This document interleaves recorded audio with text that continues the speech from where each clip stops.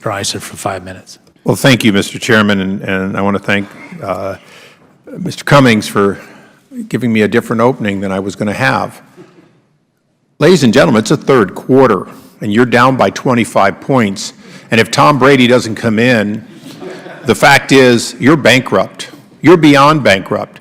You're in record deficit. Let me just go through the numbers, because I, like Mr. Cummings and Mr. Chaffetz, want this bill to move, and I wanted to accomplish what a bill a little over 10 years ago didn't. 10 years ago, when I was young to this committee, we in fact, are we going to get into Patriots jokes here? If we are, let me know. But 10 years ago, roughly, we thought we'd fix this, and all we really did was give you a line of credit that you ran up against your deficits. So if I do the arithmetic, round numbers, 33.9, I'll call it $34 billion, that's what you haven't paid. That was your obligation under the law to pay, and you simply defaulted on it. Ms. Rictanis, I'll use you for the numbers, make sure I'm right. Deferred maintenance is about $9 billion, those vehicles and things that just have to be restored sooner. The wheels literally will fall off. There's $15 billion that Congress gave in a line of credit that simply went to pretend like bills were being paid when in fact it was simply taking care of the losses. So that comes out to 57.8 if my pencil was right. But I'm sure there's some odds and ends on top of it. And since we're running at $500 million a month of loss, anything we say by the time it gets enacted will be over $60 billion. During my entire tenure on this committee, people have talked about having to prepay and how, that's onerous, but there's only about $50 billion in prepay. So the debt is far greater than the prepay today. So if we just wipe those across each other, you still have a net debt. Isn't that true, Ms. Rictanis? That is true. The unfunded liabilities are about $121 billion. So yes, while RHB is 50 some billion of that, there is a significant amount of additional debt. Okay, so if we did a classic bankruptcy sort of back of the envelope, we take the assets of the prepaid and we wipe it out against the all these deferreds. You put it back and forward, you still end up in the same boat, which is there's no net equity in the post office.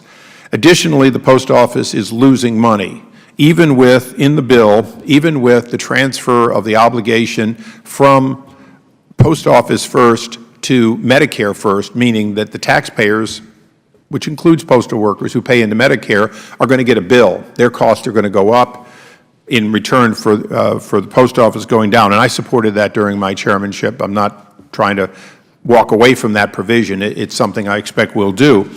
But you still end up with a loss, right, Ms. Rictanis?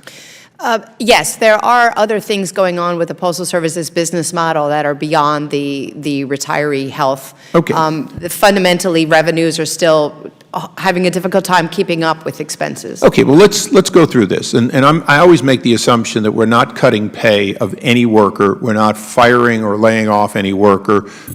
But we can and should make our labor force the right size going forward. So if we went aggressively toward no longer having a small portion of the population get mail put in a chute, and those who are in single boxes going to near single boxes, 2s, 4s, in other words, we went to an all-clustered arrangement, the way Carmel, California, Rancho Santa Fe in my district, some of the most affluent neighbors, in addition to some of the poor neighbors, already have cluster boxes.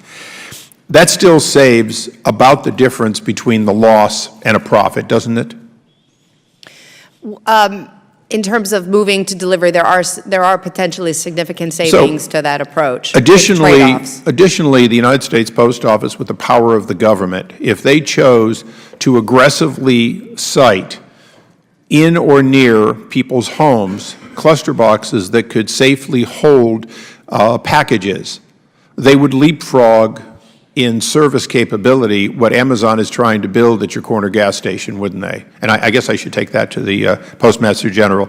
Not what are the problems, but if you did that, wouldn't you in fact offer a service far better and far more distributed than that which Amazon is trying to build today in some parts of urban America? Congressman Issa, as you and I discussed, the Postal Service approach is all new possible deliveries. As noted, we add nearly 1 million a year Based on the delivery characteristics, we either implement box on post at the end of your driveway or centralized delivery.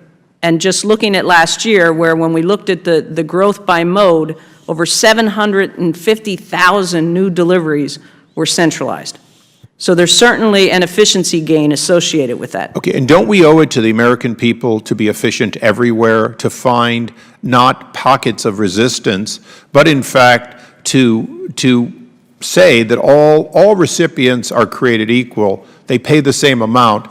If there is an excess charge because of distance, meaning, and I see some of the rural delivery people here in the audience, it costs more to get it 30 miles out in the country in an unpopulated area, but it shouldn't cost more to get it delivered in an urban environment than it actually costs in that rural environment, should it? Well, as you know, we have a universal service obligation. In terms of efficiency, as noted, based on the delivery characteristics, and we try to strike a balance, clearly, in terms of the need to meet the customer. Chairman, I'm just going to have one very quick follow-up just to get the record complete if I could. If you implemented cluster at every point in America to the greatest extent physically possible, and not over the objections, but physically possible, wouldn't you save enough money to be in the black with the other changes that are in this legislation such that you could make investments and, in fact, be better prepared to compete against those who are trying to essentially take over work that you're better suited to do in principle today? The gentleman's time's expired, but you can briefly answer. Thank you. I would say in addition to this bill, a favorable outcome of the PRC 10-year price review and continued aggressive management actions, we can be solvent a decade beyond. Thank you, Mr. Chairman. All right. I thank the gentleman. The chair recognizes the gentlewoman from Michigan, Ms. Lawrence, for 5 minutes.